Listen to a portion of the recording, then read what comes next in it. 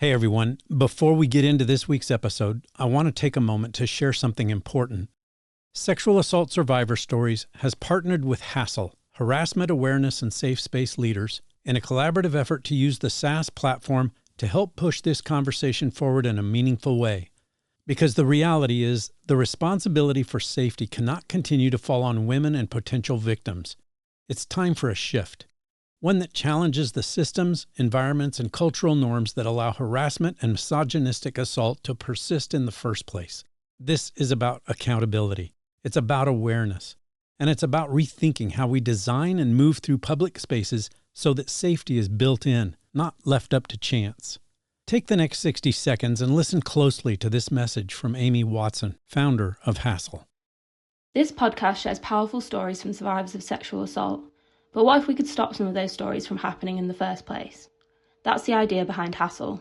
I'm Amy Watson, founder of Hassel, and I created it to focus on prevention, engaging men, workplaces and communities to challenge harmful behaviour before it escalates, instead of placing the responsibility on women to stay safe. In just over a year, we've built a movement of more than 550,000 people, reached over 250 million views, gathered more than 9,000 surveys to inform our work, and grown a network of over 3,000 ambassadors across more than 120 countries.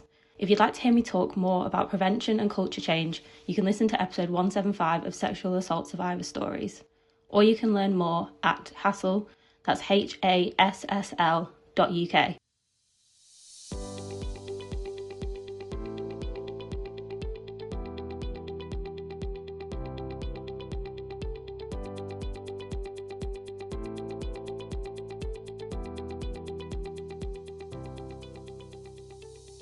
Hi everyone, welcome back to Sexual Assault Survivor Stories, the SaaS podcast.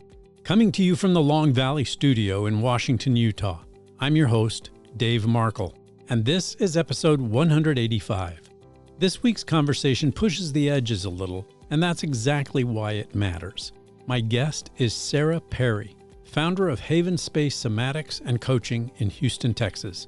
She's a somatic sex educator and sexological bodyworker whose work focuses on how trauma is carried in the body, not just remembered, but physically held in ways that can shape how someone experiences safety, connection, and intimacy. Instead of relying on conversation, Sara works with breath, awareness, and guided body-based practices to help people reconnect with themselves in a way that actually feels grounded and safe. It's a trauma-informed approach that recognizes something we talk about often on this show: the body keeps the score, whether we realize it or not. This is an honest and nuanced conversation, and for me, it was a deeply rewarding one because it expanded my understanding, not just of this work, but of how profoundly the body and nervous system are involved in the healing process. It adds another layer to the conversation around recovery, and I think it's one that's going to resonate with a lot of you in ways that you might not expect. I know it had that effect on me. Give this episode a listen. Here's Sara. Hey, SaaS listeners, welcome to the show. I am really honored and pleased to introduce to you my guest this week. She is Sara Perry, and what's really unique about this is that this show has never had the type of profession or expert on the show that does what Sara does. Sara is a somatic sex educator and a sexological body worker. Welcome to the show, Sara. Thank you so much for being here. Thanks so much, Dave. I'm very excited to be here and talk a little bit about the work that I do and the ways that this can really unlock someone's capacity for healing and growth. Which is why I wanted you here, so I appreciate it. And I'm looking forward to this discussion with you. Sara, if you would, tell us about yourself. Okay, I feel like this is a loaded invitation.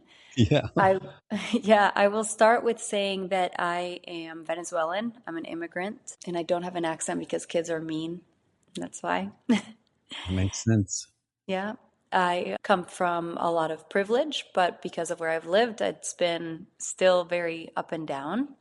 And I ended up here in Houston, where I am located right now, after many years of getting moved around through different countries. And then my family was transferred away and I stayed. Immediately went to college for acting, theater. I love some drama. And then dropped out because it turns out I was not made for college, but I was wrong. I was made for college after I turned 30, and then I decided what I wanted to study. I think a lot of people can be like that. Yeah, I But can relate to that. That makes a lot of sense to me.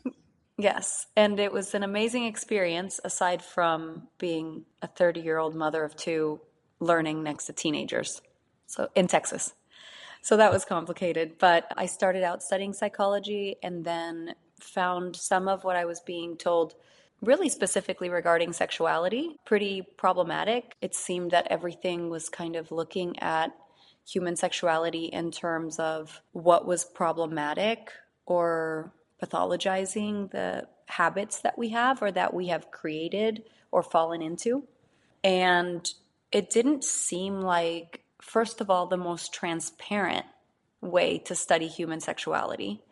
But it also didn't seem like the best experience for me as a person to be constantly analyzing myself and my peers and my family members and friends. And I learned that there's all of these other angles that you can use to study sexuality. And I ended up studying women, gender, and sexuality studies, which is a critical theory. And the term critical theory really refers to problematizing the information that we already have. So the lens through which we studied sexuality was more about, what about the stuff that I don't know about?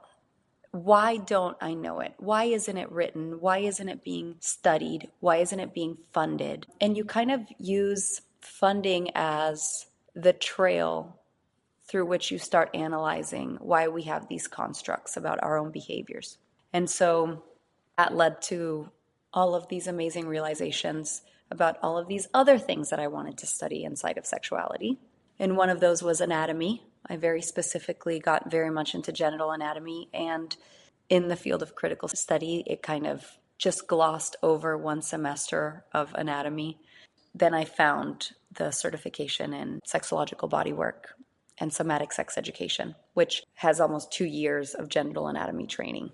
That sounds extensive. It is super extensive. In fact, and I have friends who are gynecologists, and we talk about how so much of what they see doesn't look at our genitals holistically. And we're talking about in terms of scar tissue created through childbirth, sometimes through genital mutilation. And I'm talking about people of any gender, right? Like there's so many traditions across cultures that believe in somehow changing the genitals of children outside of their own consent even. I never thought I would get into the work of somatic sex education and sexological bodywork to do the work. I thought this was another course that I would take. It changed my life to where all of the moments of mental health downfalls that I had endured as a young person were resolved through this practice in a very different experience than what I had had growing up. And we'll touch on kind of my history and how this was completely different. And the epiphanies that I had about this really relatively painless treatment option led me to start my own practice. I thought this is this incredible thing. I believe I'm a healer, right? Like I think I have great intentions and I am in tune with people. But really the gift is the work. The gift is not the presence with me and a person like me. It's that this work itself, by design, is made to be transcendentally healing inside of each person's own body and their own story, even without a practitioner. So I've become such a passionate advocate for the work that it turned into my whole life. In fact, when I leave my house on office days, I'll say I'm going to church because to me, the work that I'm doing is changing my life. It's my pilgrimage. And then, of course, after studying that, I realized, oh my God, I have zero credibility with the psych community because I dropped a psych major. I have a fair amount of bad experiences in my history with the psychological complex, if you will. Mm-hmm. And so I got my master's in psychology, general psych, just kind of to be able to say, I understand it. I just think that we could do better, right? Yeah, sure. That makes sense. So that's where I am today, 4 years into this private practice. And I see all kinds of clients. I see a lot of clients with a lot of different levels of trauma. And I see a lot of people that are in other ways pretty lost in terms of their self-identity. And it just so happens that the kind of crack was their sexuality. The part where they could go seek out help that seemed easier was their sex life or their sense of intimacy with themselves. But it ends up being revolutionary in all of these other levels that may not even have to do with their sexuality. Can I pause you for just a second and take in what you've said so far, and coming at this from the perspective of maybe a lot, if not the majority of my audience, thinking to themselves, what the heck was Dave thinking when he brought Sara Perry on this show? But when I received the initial information about you and started reading about what it is you do, and then for my audience, probably would know this if you've listened to any of my episodes at all, I usually vet my guests before I invite them on. I want to make sure that this is something that is going to be edifying to my audience. And I sit here as I'm listening to you in the short time we've already been on, and I'm like, yes, why haven't I had Sara Perry herself on this show before? Because some of what you're saying is so profound to me in terms of not just the healing process, but coming to an understanding of who we are as humans in our own sexuality, and having that personalized aspect of our own concepts of what we are sexually and who we are sexually completely violated for most of the audience. It makes sense to me that you would be here. Yeah. I could spend an hour talking more about that, but I would love to hear your perspective on what it means to be a guest on this show and have an audience like this, knowing that a lot of what you said in terms of sexual trauma doesn't necessarily mean sexual assault or rape, because there are many people who have sexual trauma from spiritual upbringing, sacredness, and like you said, just naivete and lack of knowledge about what we are as sexual beings. And that can cause trauma, right? Yeah, absolutely. I want to speak about a few things that are kind of coming up for me. And one is, of course, in this space where the people that have come here because there's community in having had a shared traumatic experience that you can encapsulate and then blame for XYZ that has happened since. Mm-hmm. I want to name that for a lot of people, that experience of sexual trauma may not be something you can encapsulate. And I'm not talking about just because it could be recurrent, but I'm talking about because our brains sometimes don't hold memory of severely traumatic events, right? And so a lot of what I deal with in my practice, and people ask me all the time, I don't know why I'm like this, and I've been to talk to therapists and they say, like, obviously something must have happened when I was pre-verbal. And I have to say, with the most positive regard for whatever therapist, psychologist, psychiatrist this person has been seeing, that it's just not fruitful to be told that. We can't do anything about something we can't even remember, much less understanding the way neurology works. We literally create memories because we need to fill in voids. Okay. So, and I know based on your background, Dave, that you've probably seen this even with people being interviewed by like police, right? Absolutely. So much confabulation and issues along those lines that come into play. Yeah. Exactly. And ironically, that those things make you an incredible witness, right? But what's interesting is, no, that's our brains are brilliant. And because they're so smart, they say, oh, this is what must have happened because I don't have the information. So we can essentially plant trauma into someone's brain whose brain has already said, I don't want to remember, there's no trauma here. Absolutely. We can do work in somatics that doesn't require that you have this experience that you can pinpoint. And that's super key to what we're doing. And we also don't negate that that is super freaking traumatic. That doesn't mean that it's not trauma just because you can't remember it or can't pinpoint a thing that happened. Yeah. So a lot of the space of somatics is that incredible free-falling safety of, I don't have to know. I don't have to know. I can just be here creating new tools, learning to sit in this discomfort, because whether or not our brains remember, our bodies remember. Our fascia remembers. Our ability to react remembers, our ability to observe and analyze and respond. The parts of our brain that are not remembering are only related to memory. To me, it sounds like what you're talking about is a survival instinct. Absolutely. I mean, we are always collecting information, even when we don't realize that we're collecting information. Absolutely. That is so important. I'm glad you said that. Yeah. Yeah. And at the end of the day, and I tell all of my clients this, I like to use the imagery of a zebra because a zebra is still the opposite of what you would expect from an animal that has survived evolutionarily. It stands out. It doesn't blend in with anything. But at the end of the day, if you survived, that was a survival skill. That's it. And we don't have to go back into, well, I could have done this different, or this pattern isn't serving me. No. If we're here, it did its job. And like recognizing the magic that we have in our brains and bodies being so smart that we sometimes forget, that we sometimes misremember. It's all part of our zebra. I'm not trying to alter or change the direction of where you're going, but I just need to throw this in there. I can't tell you how many times I've said that to my audience, particularly of law enforcement, who don't seem to grasp that very well.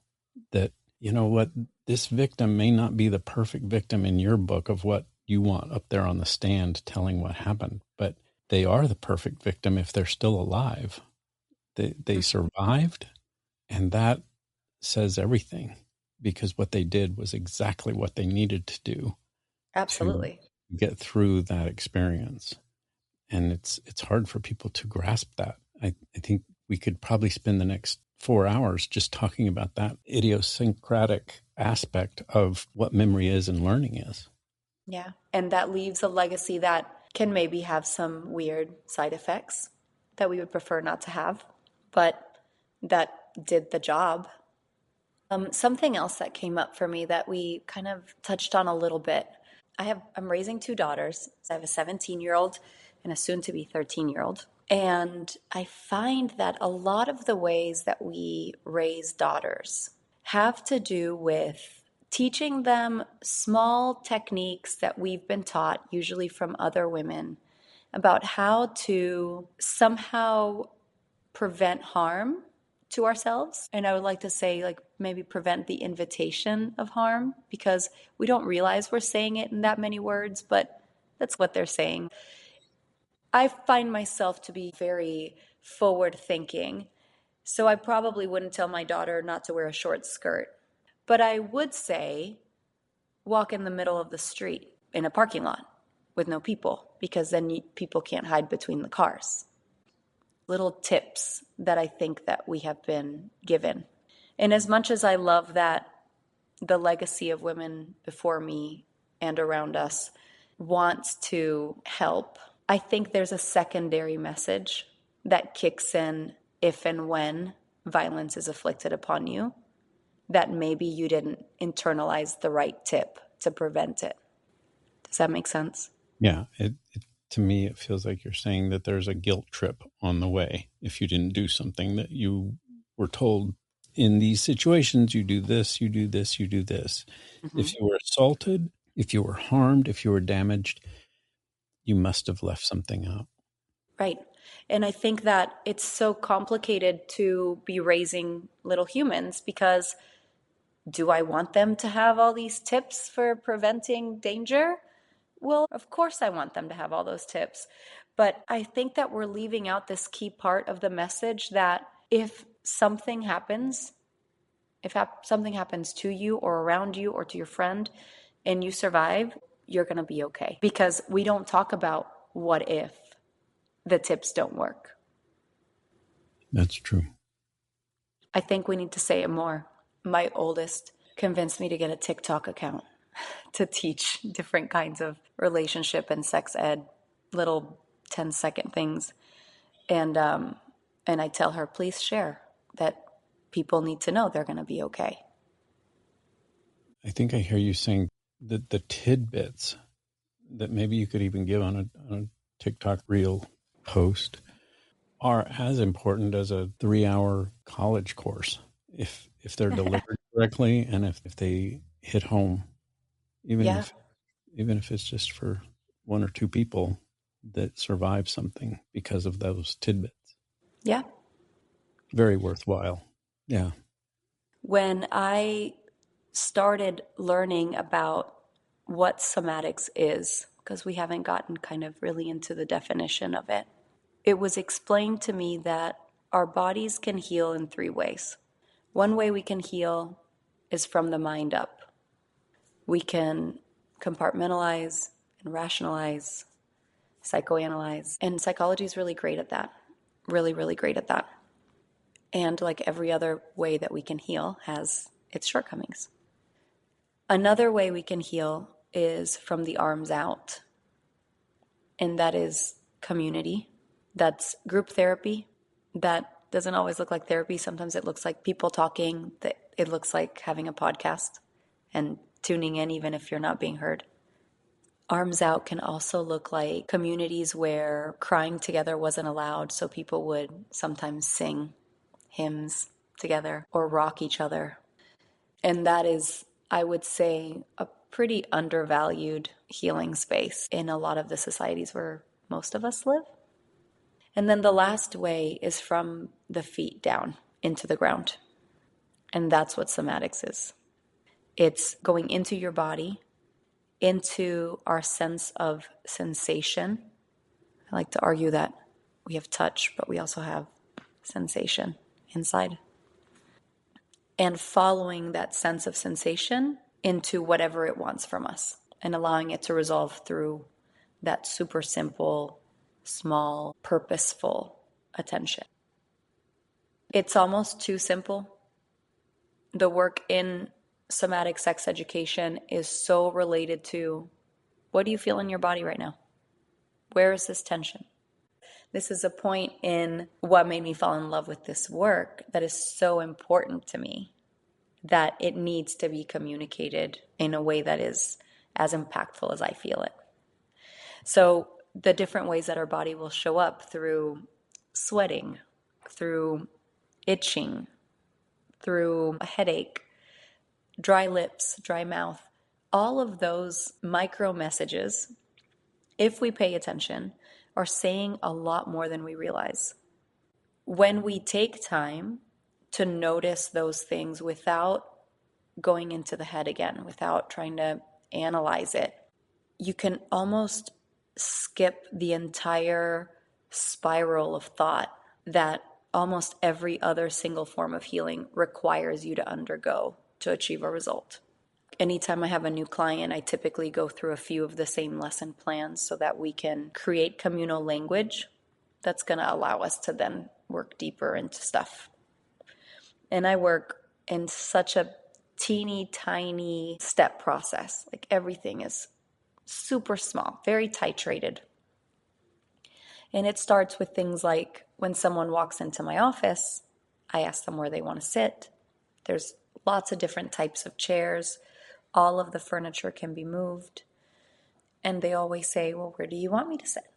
And so I have to inevitably say, well, this is your session. And your first exercise is to choose where you would like to sit. And then they always choose a chair that looks like the chair where they should sit. And then I tell them, where do you want me to sit? And we go through the same thing. And these small exercises are the beginning of awakening our sense of paying attention to what our body wants, because we are constantly not doing what our body wants. And we just don't even notice it. I think for a person that has experienced a traumatic event that transgressed their boundaries in a way that they could mark very clearly, they have more access to analyzing, this is not what I want to be doing right now. Maybe still choosing to do it. And I tell my clients, just because you realize what you want doesn't mean that's still the choice you're making. It's just more information. You can still choose to bypass that. It's just a new tool, is the paying attention to what is it that I want to do. So I think there's already like this huge step that's been taken when people are a little more aware of their embodied taking up space, if you will.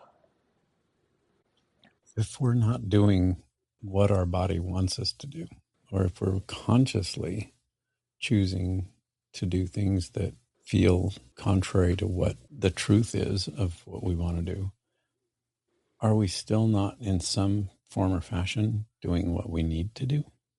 Or is it all for naught in ignoring those things that the body wants us to do?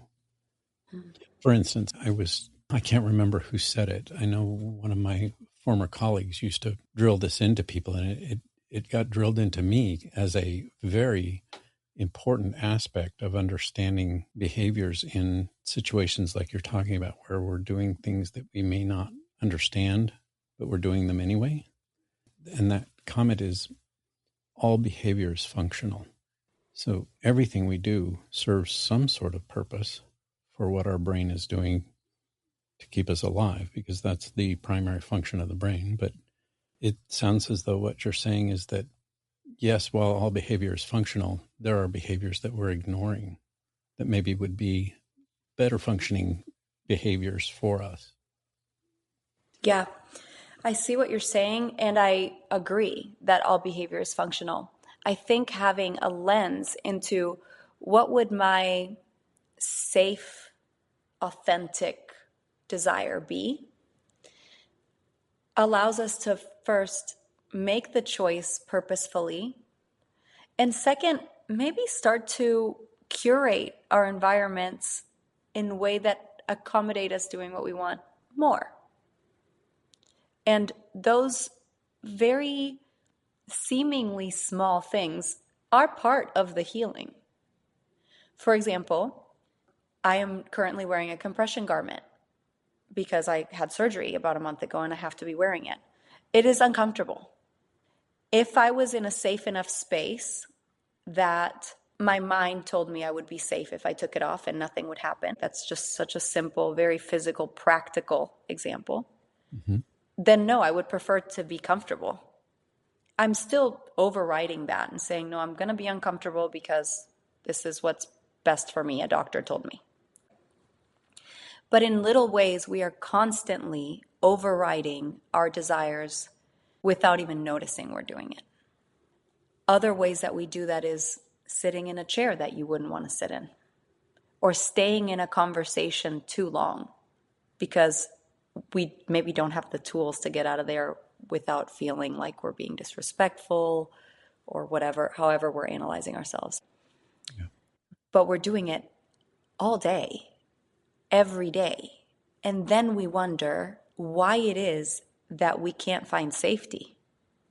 And I don't want to say that we are part of it because, again, we're all surviving. So we are curating our own environments. And what I'm presenting is the idea that maybe we have a lot more control over finding the small things that make us comfortable or ever slightly more comfortable. And those start to make a big difference. My youngest child, she had a tongue tie and had to have it cut. And then years later, I felt like she was still having issues with not liking certain foods, all the same stuff that all parents deal with pretty much. But I was so lucky that I have a friend who is a speech pathologist, and she specializes in swallowing disorders. And one day, when I was not there, I had given her my permission to check my daughter's tongue tie. They were at like a dance class. And she put her gloves on, and she approached my daughter, who was at the time about 3 or 4 years old. And she said, "Come here, Hope, let me touch your tongue." And Hope said, "Oh, I'm not comfortable with that." And she, of course, stopped what she was doing because she's not going to convince my kid to, okay, got it. And then she told me that she's been in practice for like a decade, and not one time has she ever asked anyone if they were comfortable with that happening. That is a good example of the small ways that we can actually take over a certain sense of ownership over our bodies, our space, noticing and realizing that we don't have to allow medical professionals access to our bodies. Right.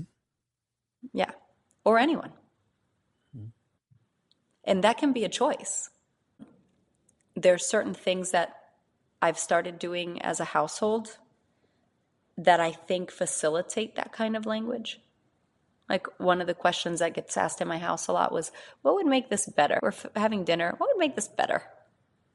Like, should we change the music maybe? Put salt on the table or napkins? And it seems like such a tiny thing, but you're actually planting the seed. You're constantly analyzing your environment to be like, how could I curate this to be more comfortable for me?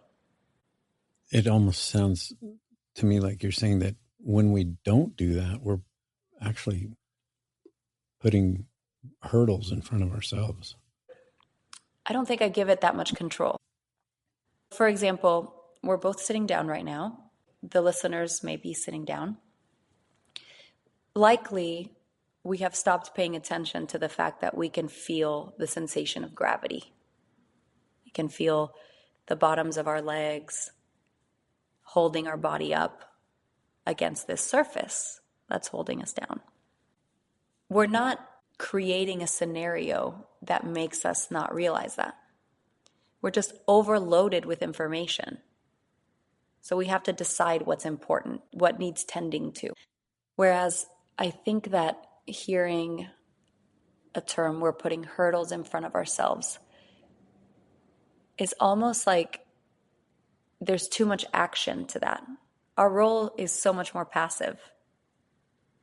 It's just happening around us and we don't realize. But these choices, how much salt is in the food, if we have napkins, the kind of music, they're being made for us every second of every day. The temperature of the room, the fabric of the couch you're on. Yeah. And we could have some control over it. We would go insane if you try to curate every single thing in your environment. But there are absolutely things that we have control over that help us start showing up for our bodies to be the most safe that they can be. I guess what I was thinking is that in terms of social norms and upbringing and how we're raised and some of the things that we were talking about before in terms of how we act and react being so programmed that in a situation, for instance, where someone is in a intimate environment with someone else and something starts happening that you don't want to have happen, that is an intrusion and that makes you feel uncomfortable, like your daughter saying, that doesn't feel comfortable for me to have you touch my tongue.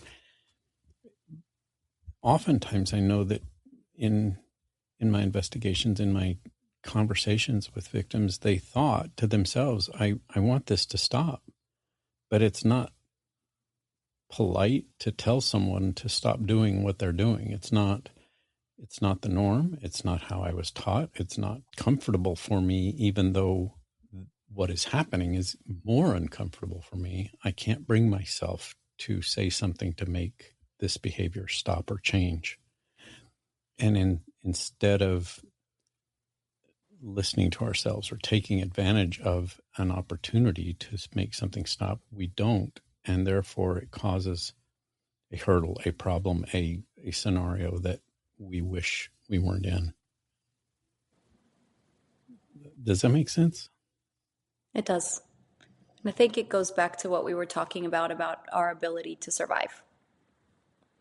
Yes, a large part of us not speaking up to change something that is uncomfortable has to do with our upbringing and thinking that we have to be polite or respectful. But more than that, the likelihood that it would have been safe to say something was not guaranteed. Right. That's a good point. So, okay, maybe it's a trauma response at this point, and this is just a new pattern with a person that you do feel safe with. Okay, we can work on that. Typically, that's not the case. Right. Typically, it's not 100% safe to say no and know that it's going to be met without repercussion. If we are in a situation where we are being afflicted and they could have the possibility of violence being scaled up by having said something, then of course we would avoid that at all cost. And I have to say, shamelessly, I don't care if people feel like you should have said something. I don't care.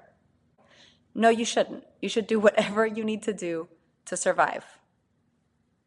Because I think that's part of the rhetoric. It's like, well, I didn't know. And I will tell you, I see men and women in my practice, and I fully believe that we have different definitions of what assault looks like.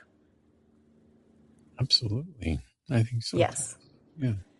And I am so privileged to be in the position of an educator and have the ability to at least start to curb the definitions into something that is more realistic, right? And one of those things is, no, people aren't going to stop you. No, you're not safe. You have already proven that you're not safe because you've already crossed a boundary through not being able to notice the nuanced ways that they were saying they didn't want that. So you already have evidence that that person is not in tune with you or people. There is no part of me that ever thinks that it would have been reasonable to start saying no. And I think the people that have been able to say no are just incredibly powerful and probably people who have practiced finding their voice in situations that were aggressive in the past. I see it as a total anomaly. I also believe that for some reason it's the smallest of children who have the most voice. It's like we lose it as we get older. I don't know that we lose it naturally. I think it's trained out of us to a large degree.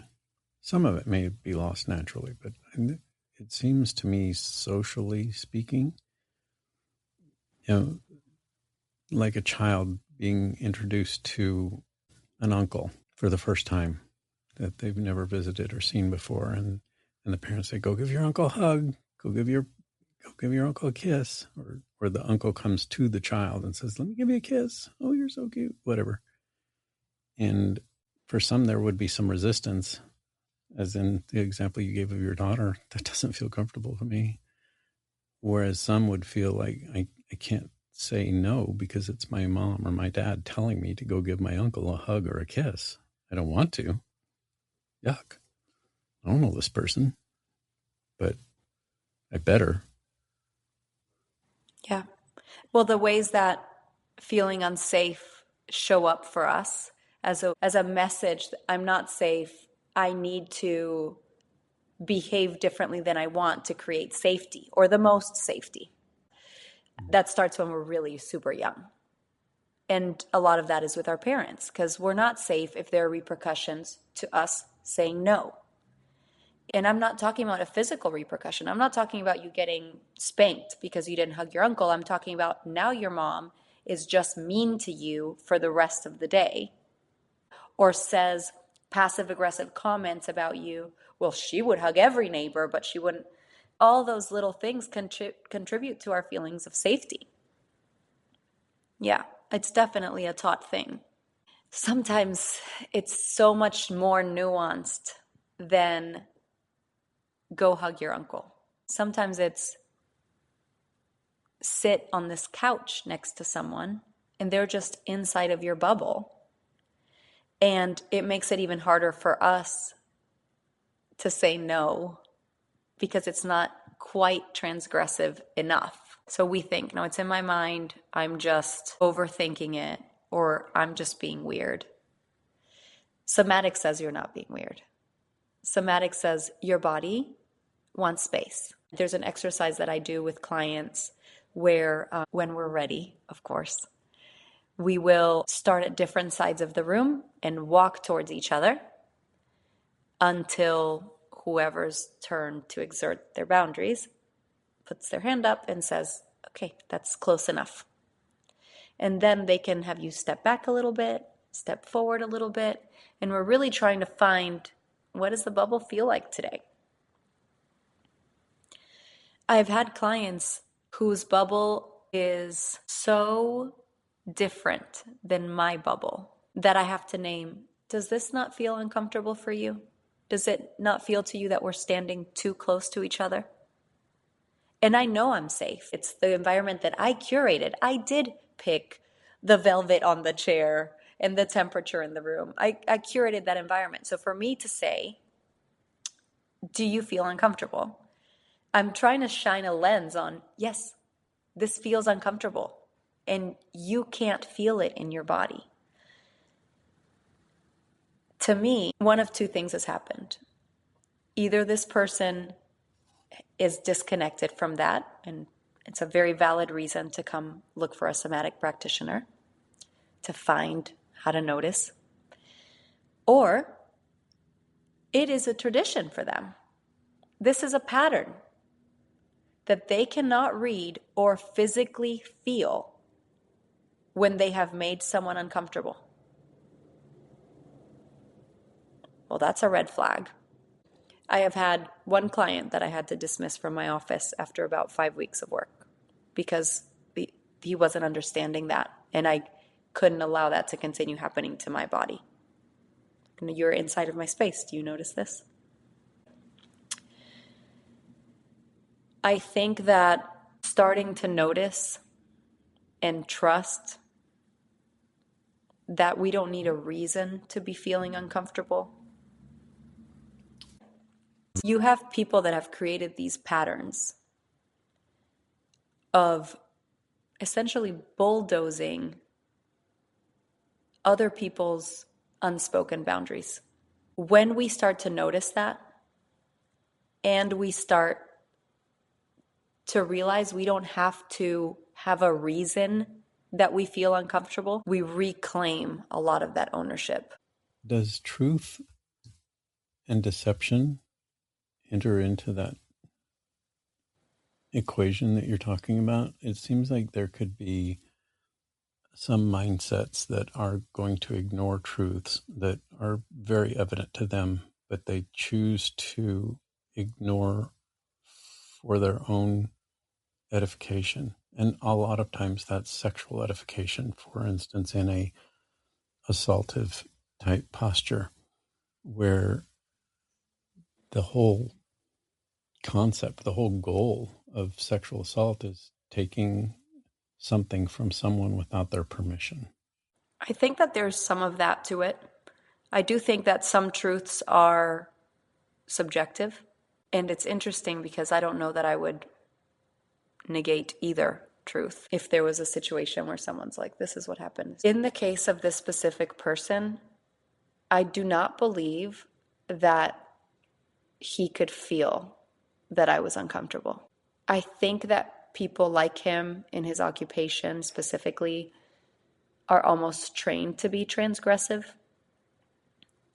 And I think that there's a lot of ways in which our culture trains certain people, either of certain occupations or of certain positions or of certain genders, to behave in ways that are transgressive, either under the guise of looking powerful, gaining respect, being funny. Does that make sense?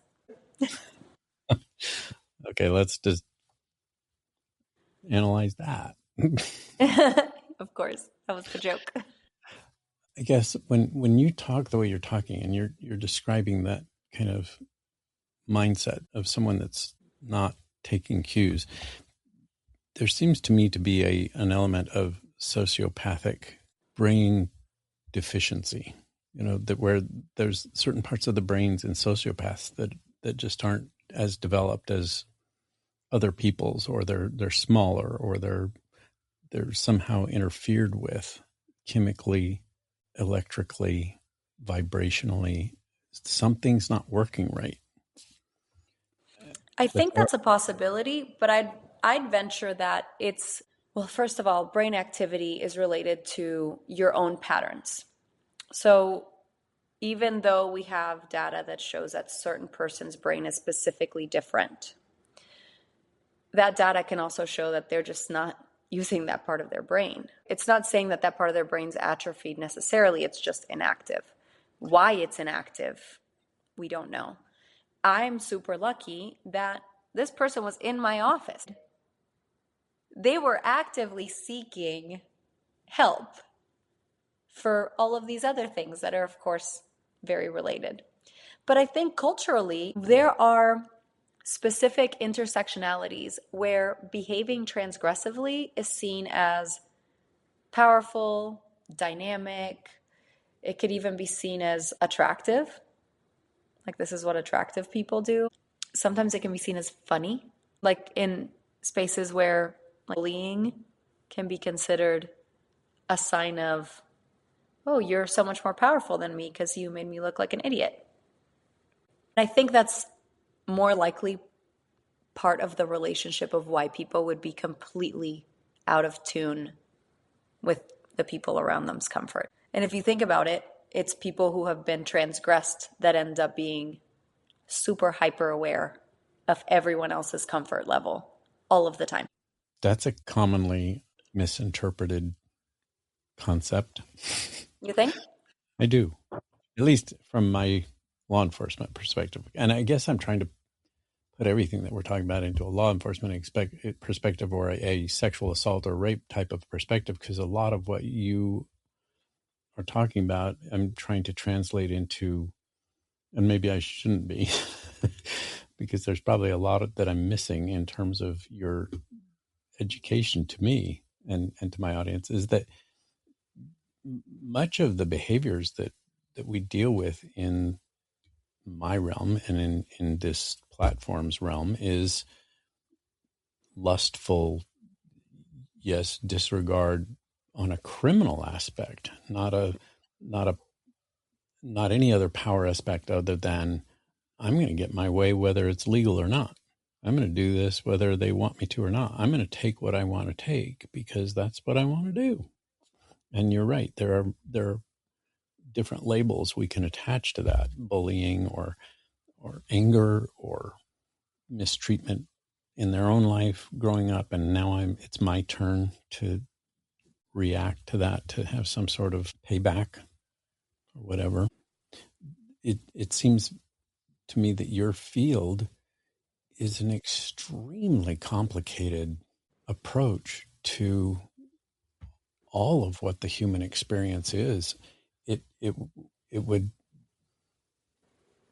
I don't know how to say this or articulate it. It's open to so many subjective interpretations, yet a lot of it is very objective in the sense that the human body is the human body. As you mentioned, just having that ultimate curiosity of genitalia and how people respond to their own genitalia and how they explore themselves while they may be exploring someone else. Just listening to you, it seems like, wow, how does she keep all this straight? How do you know what you're dealing with? I mean, I would assume that it takes lots of sessions with someone before you really know their motives, their mentality, their level of sophistication in all of this. I think that I take care of myself, first of all. I'm very well resourced when I go into a session with someone. And then I'm able to really get in tune with where they are. And I currently have a couple of clients specifically who have very different issues that they're dealing with. And sometimes I see them one after the other. And so there is very little time to reset and show up for how that person is showing up that day, right? It's like I have a client with deep, severe trauma, and then another client with just loneliness, or a client that's actually in a great mood because great stuff happened. I think I have to use my own body as the compass. I have to tune into what is showing up for me. The tools that I use are a big combination of different types of tools from all kinds of paths that I have walked.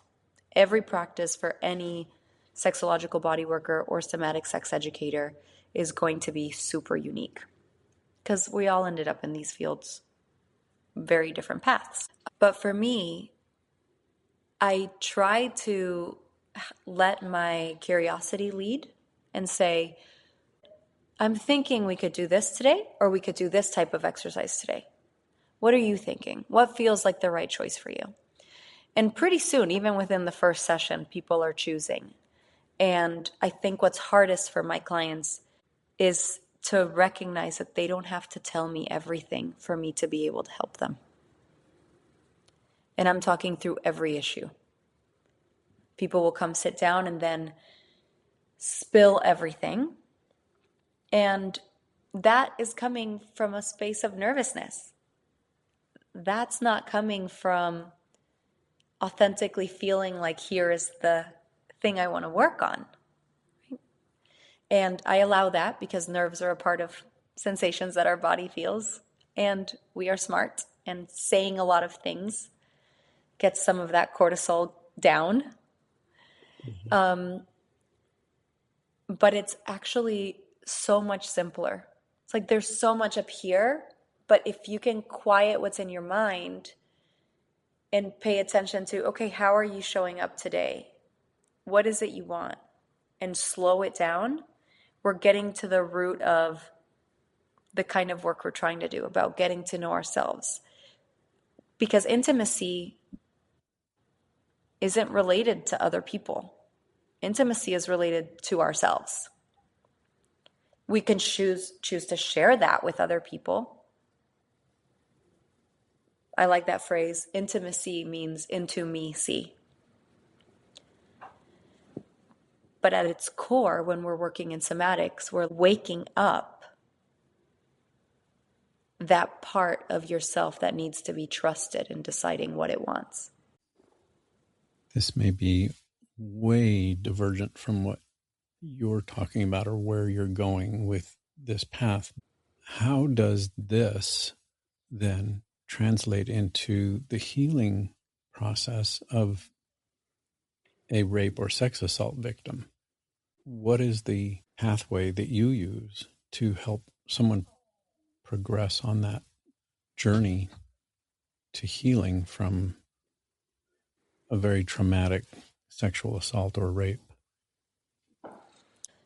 I think that each person is different. So I don't have a laid out path for each person. The most I will do is maybe plant seeds for a couple of sessions of some things I'd like to do if the person feels comfortable. But the key I have found in my practice to helping people with trauma is to give them the safety, time, space to decide what they want to do. The field of sexological bodywork is a hands-on and hands-in field. It is a form of sex work. The biggest gray area that allows it to exist without rampant persecution is that it is done to educate. For example, a prostitute is not supposed to provide pleasure. That's the part that makes it illegal. Money for pleasure. A gynecologist could touch you the exact same way, but because she's not providing or he's not providing pleasure, then it's legal. I have my own opinions about that.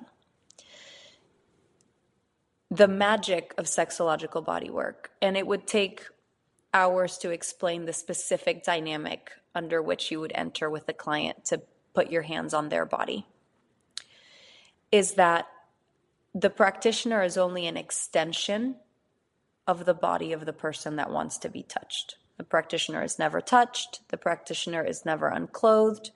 The practitioner is never available to be of consumption, even on a fantasy level.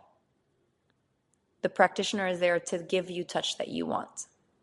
Of course, we work hard to create boundaries, language, and all kinds of structures, including associations that certify specific quality control measures, if you will, to withhold that safe container and the container of credibility, education, trauma informant, all of that.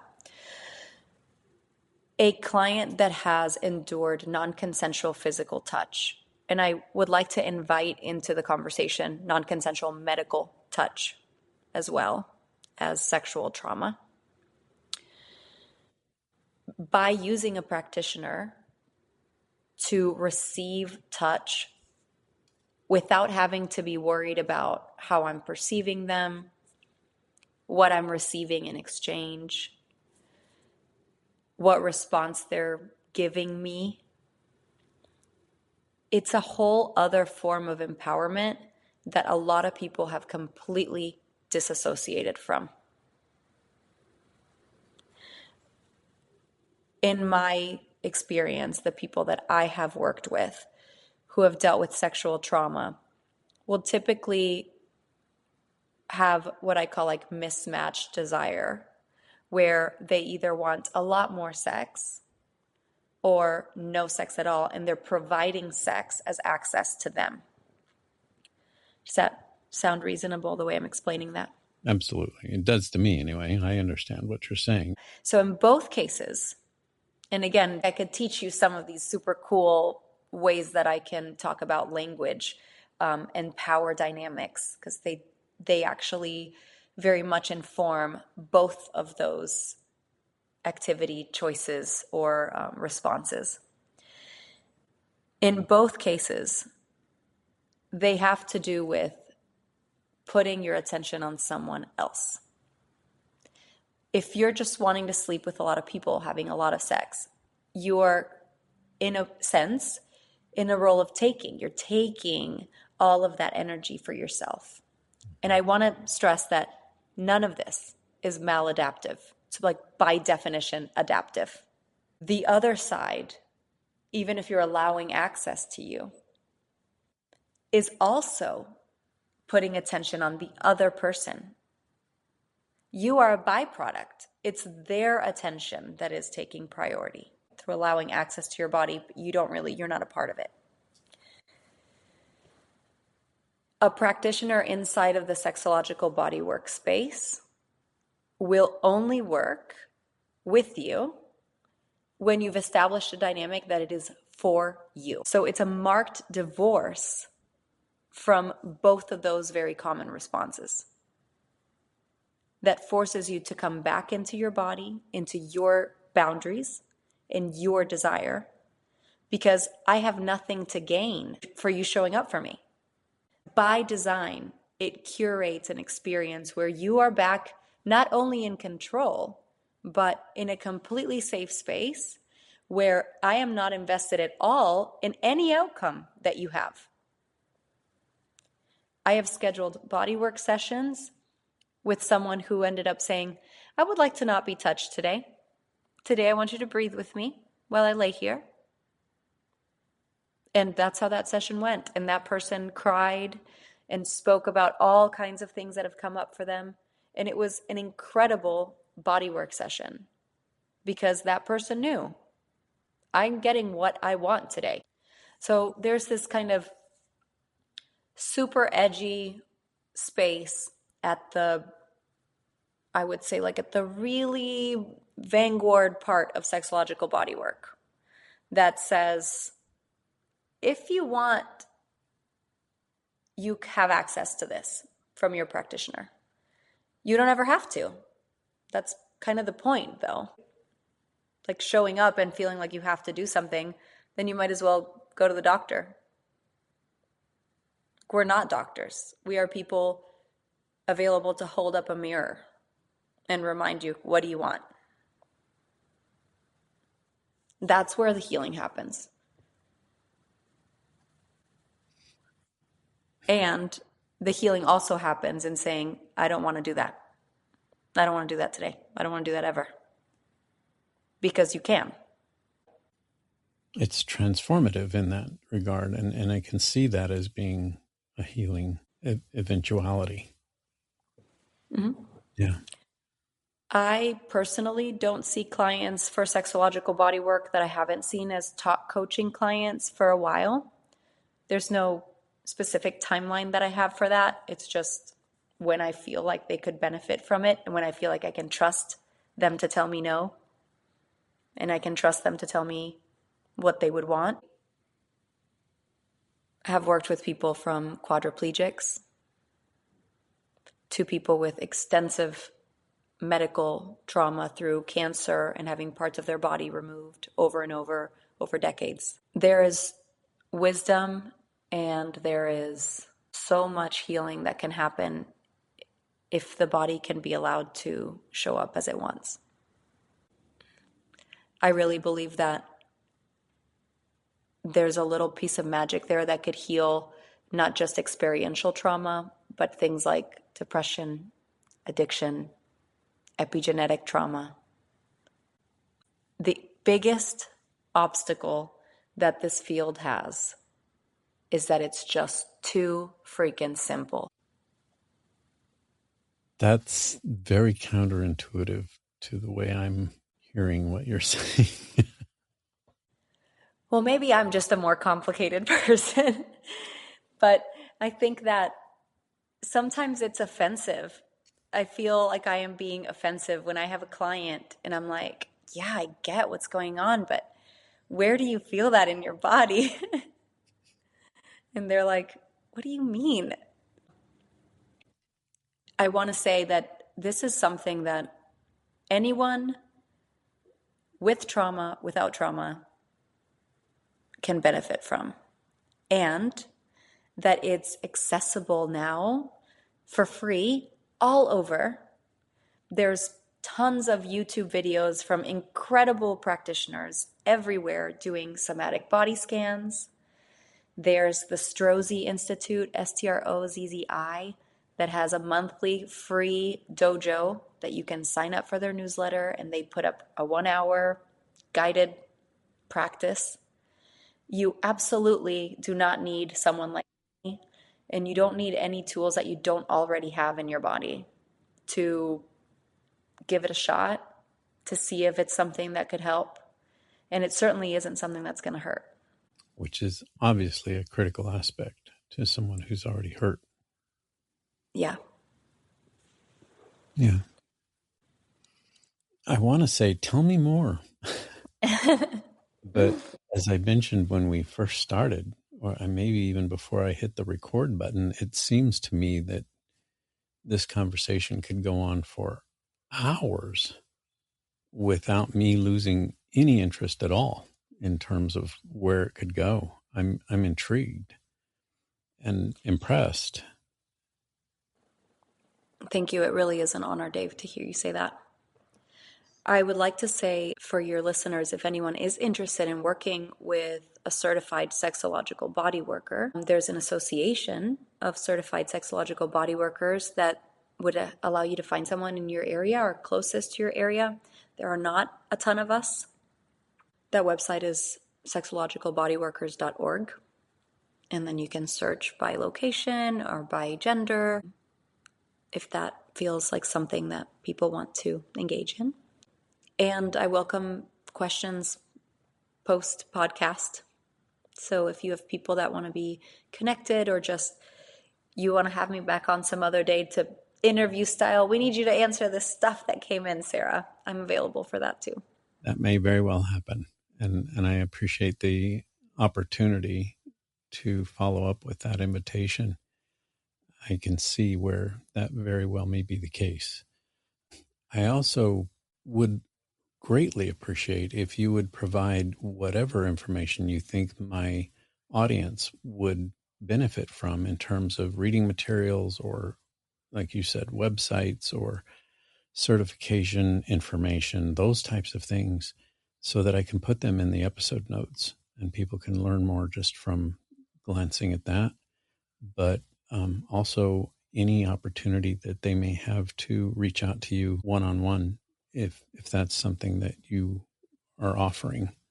And I do see clients virtually as well, obviously not for sexological body work, but for all of the more theory-based stuff. My website is havenspacecoaching.com, HAVEN, like safety. And I have a few YouTube videos that are guided meditations too. There's a body love meditation. Of course, they're all YouTube free. Tune in switch out, go to another one, whatever you feel like doing. In true somatic fashion, please just do whatever you want to do. And yeah, absolutely. All of my contact info is through the website. Great. And anyone that wants to reach out, I'd be happy to have them. I appreciate that. I appreciate you being here. This has been fascinating for me and put me into a space that I don't often get to go to in terms of an intellectual deepening and dwelling of, I think maybe a good word for that would be my own sophistication in knowledge of so many different ways to heal. And as I mentioned before, this is something that's never been broached on this show. So my kudos to you for reaching out in the first place. Thank you for making this opportunity exist and giving me the opportunity to have this conversation with you. It's been fascinating. Thank you so much for having me, Dave. That does it for another episode of Sexual Assault Survivor Stories, the SAS podcast. What you heard today might feel a little different than what you're used to hearing on this show, and that's intentional. Healing doesn't always look like sitting across from someone and talking things out. Sometimes it looks like learning how to feel safe in your own body again, and for a lot of survivors, that's the part that's been missing. Sara's work opens the door to that conversation. Sara, thank you for the work that you do, and for coming on the show to bring us a higher awareness of this unique and powerful approach to healing. Whether this resonated with you, challenged you, or just made you curious, I'd encourage you not to dismiss it too quickly. There's a lot of value in expanding what we think healing is supposed to look like. Please let others know about this episode. And as always, if you or someone you know has a story to share, you can reach out to me directly. You'll find my email address in the episode notes. Sharing this episode is just one of many ways you can do your part to help bring justice to victims and survivors of rape and sexual assault. Another way is to start by believing, because we all know someone whose life has been impacted by rape or sexual assault. We'll see you next week. This podcast shares powerful stories from survivors of sexual assault, but what if we could stop some of those stories from happening in the first place? That's the idea behind Hassle. I'm Amy Watson, founder of Hassle, and I created it to focus on prevention, engaging men, workplaces and communities to challenge harmful behaviour before it escalates, instead of placing the responsibility on women to stay safe. In just over a year, we've built a movement of more than 550,000 people, reached over 250 million views, gathered more than 9,000 surveys to inform our work, and grown a network of over 3,000 ambassadors across more than 120 countries. If you'd like to hear me talk more about prevention and culture change, you can listen to episode 175 of Sexual Assault Survivor Stories. Or you can learn more at Hassle, that's HASSL.UK.